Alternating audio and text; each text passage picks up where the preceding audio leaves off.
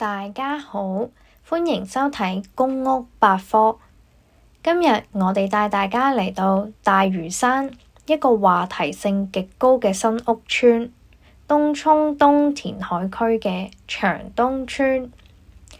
大家睇下呢度，四周圍暫時都仲係工地，但呢幾座新樓已經率先入伙，好多準租戶收到配房信，見到要搬入東涌填海區都會好掙扎，到底換嚟係無敵海景嘅平民豪宅，定係要忍受幾年荒島開荒嘅生活？我哋今日就嚟做個徹底實測，睇下呢度嘅食住行，幫你決定呢一排到底搏唔搏得過啦。先嚟介紹一下長東邨。長東邨總共有5座，分別係長日樓、長星樓、長耀樓、長月樓同埋長輝樓。單位數目總共有4800伙，單位面積由14.3平方米至到35.99平方米。住喺呢度行，絕對係大家最關心嘅問題。呢幾年入伙嘅街坊，最主要嘅出入途徑就係呢條37M 嘅巴士線往返東涌站。雖然未來有地鐵，但依家呢條線就係大家每日返工返學嘅交通大動脈。我今日實測正價車費係3個9，有港鐵轉乘優惠只需要2個9。由東涌站出發，大約需時12分半鐘。大家睇下窗外，沿途會經過最近落成嘅裕雅苑，仲有私樓東環同埋星匯，可以見到呢一區發展已經開始成型，唔再係以前想像嘅荒地。不過，隨住咁多屋苑入伙，呢條路嘅車流量都明顯增加咗。繁忙時間，大家記得要預留多少少時間，避免因為塞車而遲到啊！除咗37M，仲有城巴去天后、西九龍、將軍澳，更加唔少得東涌同埋機場後勤區。至於901小巴，就係去港珠澳大橋口岸。目前東涌東站仲係一個大工地，最快都要2029年先起好。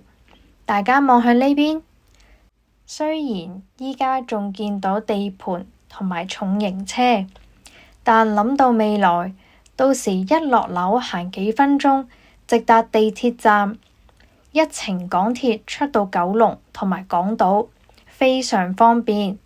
你願唔願意忍受呢幾年嘅開荒期？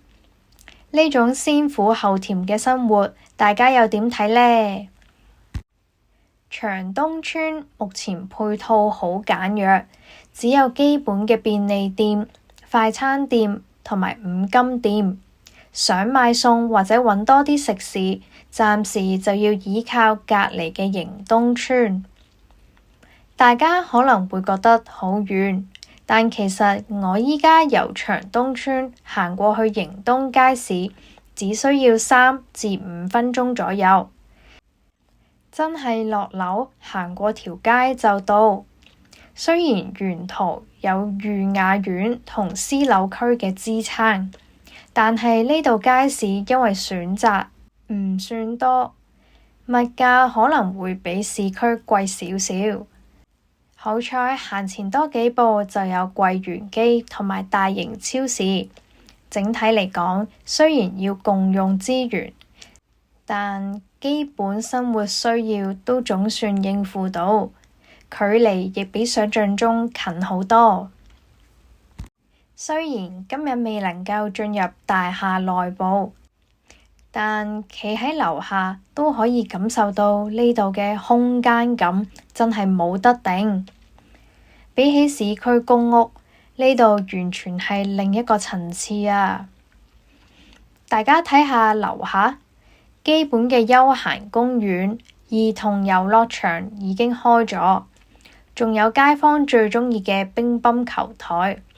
雖然配套未算豪華，但食完飯落嚟散下步、打場波都幾舒服。高層向北單位有無遮擋海景，但代價係風聲同埋濕度。大嶼山回南天真係幾潮濕㗎，大家記得要準備抽濕機。而且呢度嘅飛機聲都幾明顯，對聲音敏感嘅朋友要更加留意啦。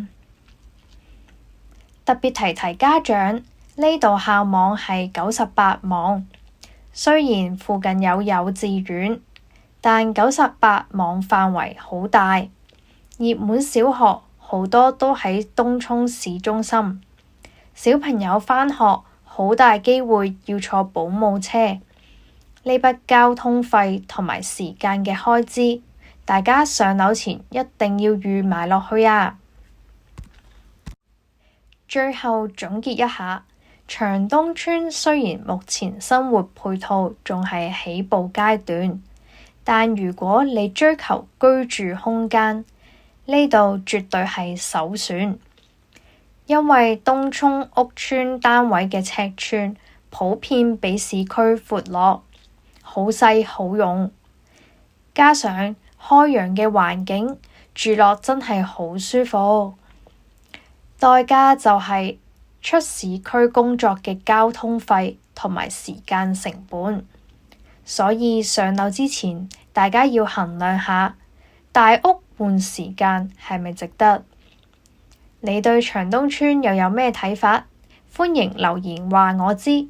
如果你覺得呢條片幫到你，記得 like 同訂閱我哋嘅頻道。